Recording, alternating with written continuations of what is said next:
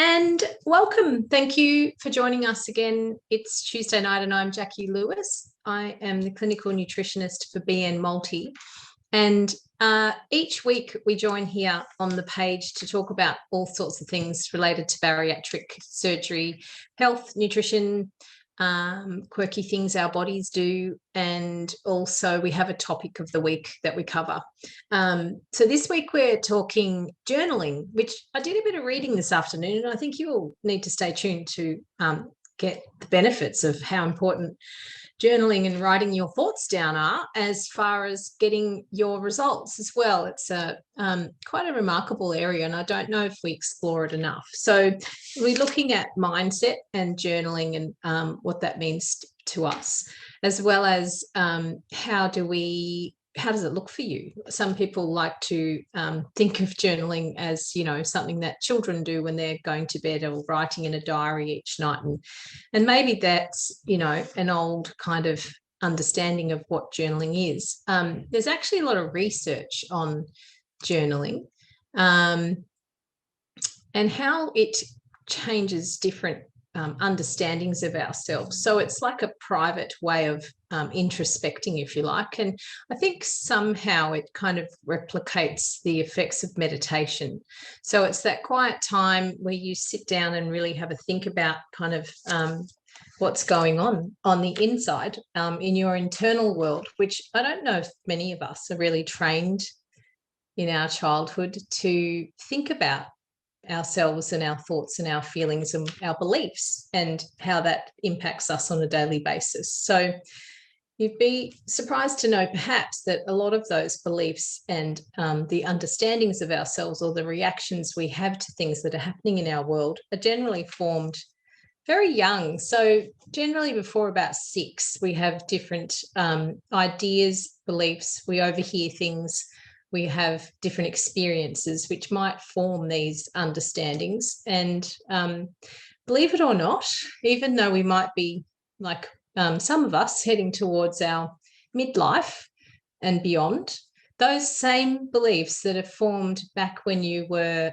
a child might be also running the show now. And you can imagine that might be like, a toddler driving a large bus through the middle of the city sometimes. Some of the things we do take on as beliefs and values and our relationship with others and that sort of stuff are obviously positive, and that's what gets us through life. But these parts where we feel stuck or we feel maybe that we're just not pulling off and getting the results that we thought we might, or are we getting results that we thought we might and then we sabotage them? So it's those things that's what we're looking at when we're talking about journaling.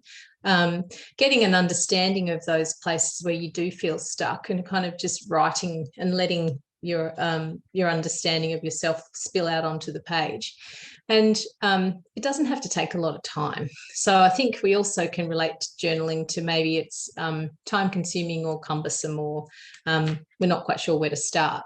But let me walk you through and entice you with a little bit of research. And I was reading today that journaling has the same kind of benefits as far as weight loss goes. It can be compared to the same benefits you get from cognitive behavioral therapy, which is the gold standard basically of helping people with weight loss and that sort of thing. So it's different process, but ending up with the same results. And as far as changing behaviors, exploring different blockages and getting clear on different areas in your life where you're reacting, not responding. So that's another thing that journaling will get a benefit of. It is that writing things down, maybe it's a situation that you're having at home or in a work situation and you're responding in a way that is not helpful, or you're reacting when you could be responding. So it's looking at those moments of what's driving this thinking that I'm having behind this reaction I'm having, and where is it coming from? And does it serve me or doesn't it? So writing about those things at the end of a day actually helps you to continually take stock of where these things are coming from. Often when people have those trigger events or things that they're experiencing that are keeping them stuck, I'll get them to write about what it is or what they say to themselves at the time that those things are happening. And often it's that inner dialogue that you're it's in your head, you know, the conversation you're having about the situation. Often I ask, what is said? What do you say about yourself? Am I stupid? Am I no good at this? Am I, you know, doing this again? Here you go again. Those kind of, you know, discouraging comments that you make to yourself. And I often will ask patients of mine who have these thoughts to really have a listen to whose voice that is, because quite often you'll find that way back in your childhood, there might have been somebody who said that once. And those kind of thoughts might be running the show now. So it's looking at this is happening. This is how I'm reacting. I would like to respond and not react. And what do I do about that? And even in your journaling, you can come up with some solutions. Those sorts of things are great also if you're finding that you are journaling and you do see a counsellor. They're great opportunities to take in your journal and say, well, here's what I'm working on in my own time and this is what's coming up. And you can get someone else's feedback on those kind of internal dialogue as well. So how does it look? Does it matter how it looks? Does it need to be in a fancy, beautiful book with a lock like we had when we were kids? Not necessarily. So I'm going to post in the group also some ideas on how to journal. There's a thing called a bullet journal, which I investigated myself for a little while too, and it's actually quite a lovely way of keeping track of everything. So I'll post a procedure in there for bullet journaling, and it's like a running tally of what your goals are and what you're trying to achieve, and then kind of what's happening, and tracking the gains, but also looking at those hurdles and what to do with them as well. So stay tuned on that one. I'll put in some a range of different kind of ways to track your progress and journal for yourself to give you some ideas. And there's no right or wrong way. I think a lot of people get caught up in, you know, the right or the wrong way. But no, it's not right or wrong. So I had a great article I was reading earlier about the benefits of journaling. And there is quite a lot of research to show that just the actual act of sitting and intentionally introspecting will give you access to things that may or may not have come up if you're sitting there on your own watching TV. So it is taking that time out. The things that they're finding benefits in are depression. Depressed patients who journaled for 3 days noticed a huge improvement in their symptoms. Clinically depressed patients. Anxiety, depression, coping with stress, sleeping, those kind of things. Rumination. I think a lot of people will sit and think about things over and over and over and over. And when that's happening, it's a good time to just stand up and write about it. And what that does is it processes it in another way.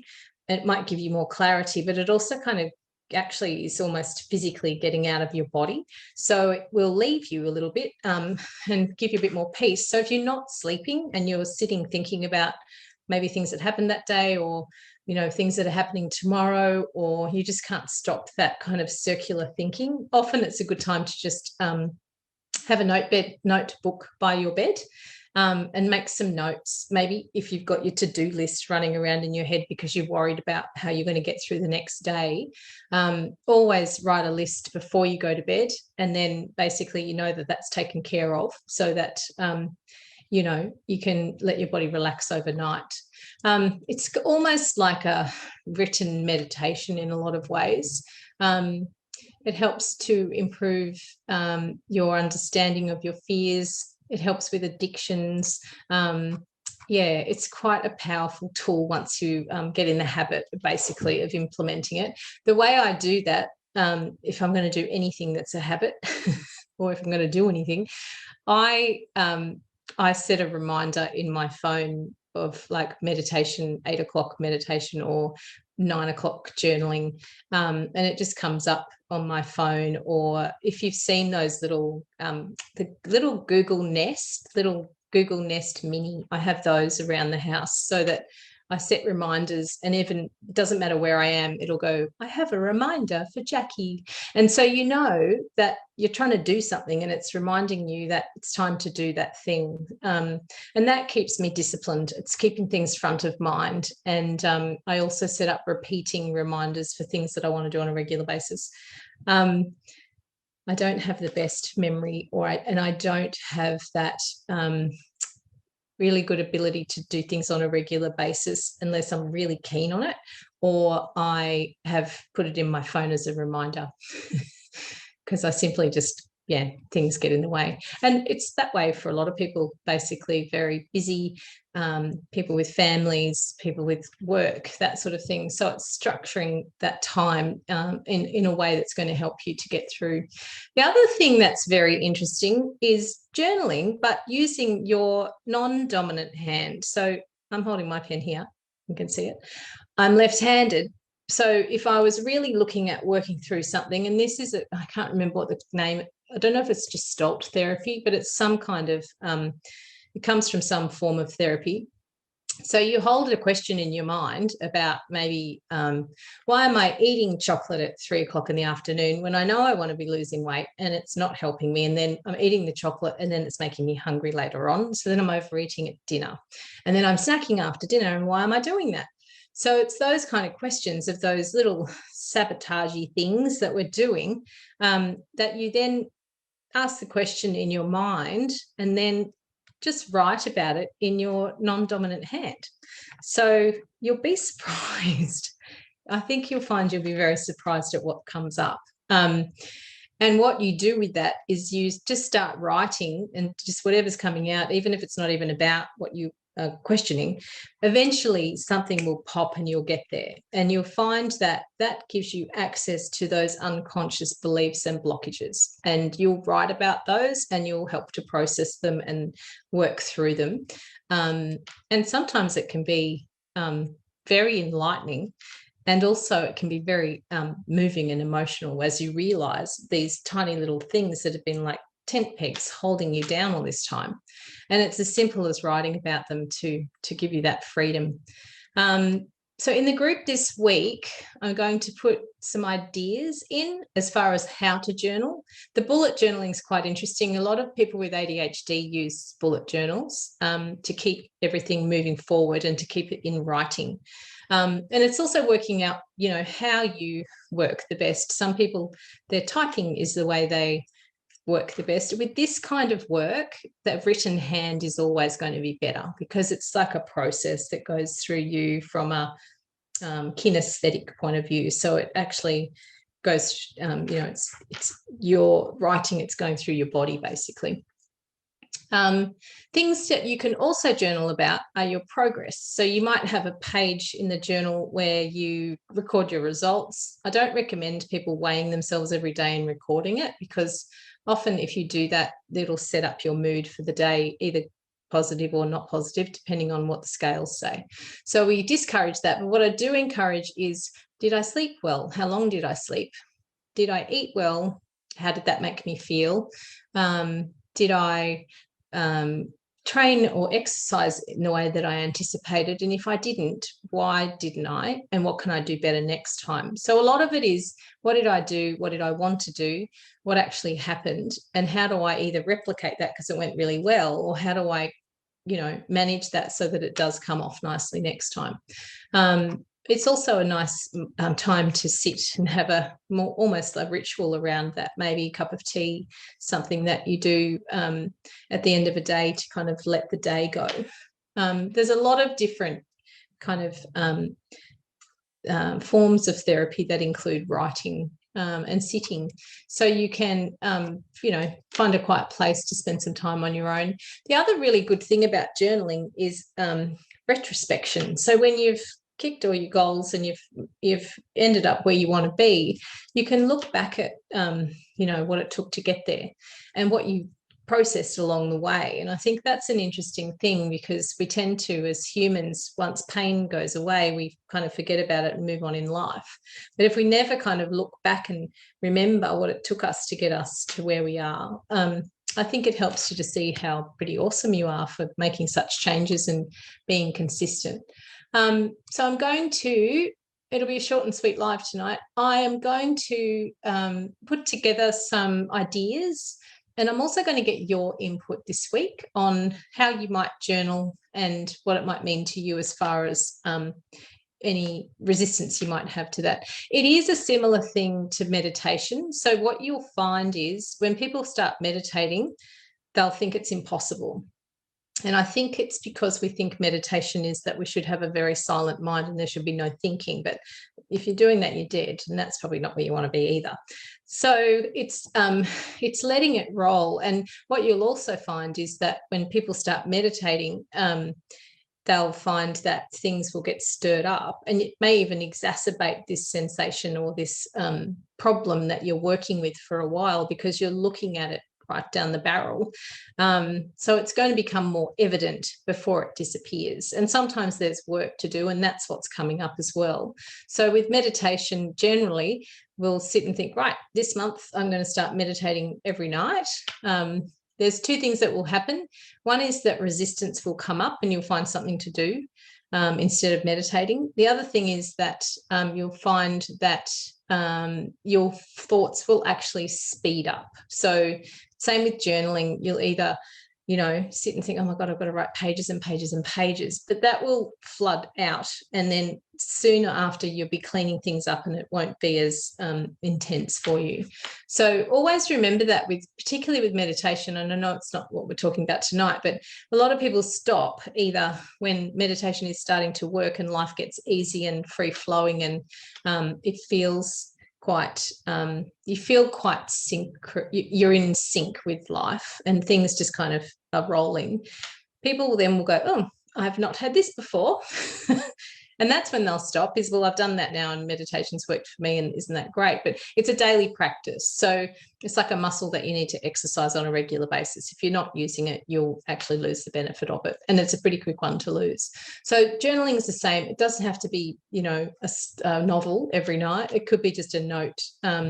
Today I found this, and so I did this, and I wonder why I did that. So I'll have a think about that. The other thing that does is it's getting the subconscious to work on that problem for you when you're, I don't know, doing whatever you do, going to work, looking after the children, going shopping. In the background, you've asked the question, and generally when you ask those questions, the mind starts working on the problem and it'll throw it up to you, which is brilliant. We're very clever. So if you take the time to sit quietly and ask those questions, you'll generally find that your amazing and capable and incredibly intuitive brain will work it out for you. And you'll either dream about it. Sometimes you'll have a dream about some kind of solution or some circumstance. Other times you'll just go, or sometimes you just wake up and it's like, oh, I know how to do that now. So always ask the question, why am I choosing chocolate at 3 o'clock in the afternoon? Use positive conversation with yourself as well. What is it that I'm doing here? Use curiosity. Don't use Don't use I don't want. Don't use words like I can't remember or I don't know. Ask curious questions that are positive. So why is it that I'm eating chocolate at 3 p.m. and what's underneath that? And what can I do about that? And then maybe write about it, and then just maybe leave it sit there and then come back to it. So it's introspection, but it's also getting the kind of unconscious cogs turning as well, which is and when you see it happen, it's pretty brilliant, because you go, oh, I just asked that question. It's like the yellow Jeep. I don't know if you've heard about that, yellow Jeep syndrome. So off you go, you're looking for a new car and you buy a yellow Jeep. So you get in your new yellow Jeep and you're driving it around, and then you start to notice how many yellow Jeeps there are in the traffic. They're everywhere. And you've never seen them before, but they seem to be just all in the traffic now. Every day you see a yellow Jeep. And that's because your awareness and your focus is on your yellow Jeep. So now you'll see around in the traffic lots of yellow Jeeps. So if you're looking for something and you're asking the question and you're sending your energy into that area, what do you think is going to happen? Are you going to draw more of it in or less of it? So always focus on what you do want. Never write a list of things as a goal and say, well, I don't want, or I'm scared I might. A lot of people put it in as regain. I'm so worried I'm going to regain. It's like I'm working hard to prevent regain, and I'm learning all I can about regain. So it's also about how you position these questions or these exploratory exercises. Always make it in a positive framework so that your unconscious can look at what you do want and draw more of that in. So when you look at, I don't want to lose all my money, or I don't want to be poor, you're better off channeling your energies into, I wonder what it's like to have more money, and I'd like to have the flexibility of affording a new yellow Jeep. So it's language and listening to the way that you speak to yourself, and that will come out in your journaling. So it'll help you to see the areas where you're not being kind, work out, what that's about, cut underneath it, and then put something in that's more positive. So it's a very quick live tonight. It's 7:23 and I'm going to wrap it up. We'll go through Transformation Tuesday in the group during the week.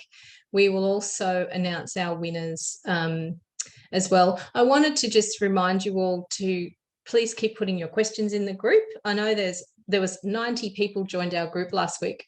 Hey, and our job is to help you with any questions you have about weight loss surgery and your journey as well. So if you've got any thing you're not sure of and you'd like a bit of guidance, I'll either answer, of course I will answer, and we generally run through them in the lives, but also the community who've been there and done it will also support you. So it is a wonderful and supportive group. So no question is repeated, or no question is unwelcome. So please pop your questions in and I'll collect them and answer them during the week. So what I'm going to do is leave you with the opportunity to think about where you're going to journal, how it's going to look for you. I'll post in the group some suggestions as far as the bullet journaling goes, because that's quite an interesting process, and it's a great way of tracking progress as well as doing the internal work as well, and just creating those mindset shifts that you're looking for. So stay tuned. Coming up, we've got a few new things with we did some videos, we've done some new recipes, so we're working on the editing of those in the BN Multi Kitchen last week, and we've also got a few other things, a new ebook, a recipe ebook in the pipeline for you all too. So if you're new to the group, remember that on the first page of our website and bnmulti.com, you will find our bariatric recipes, and in there are a range of different free ebook download recipe books, as well as a range of videos and all that sort of thing as well. So if you're stuck for food ideas, you know where to go. All right, have a wonderful week.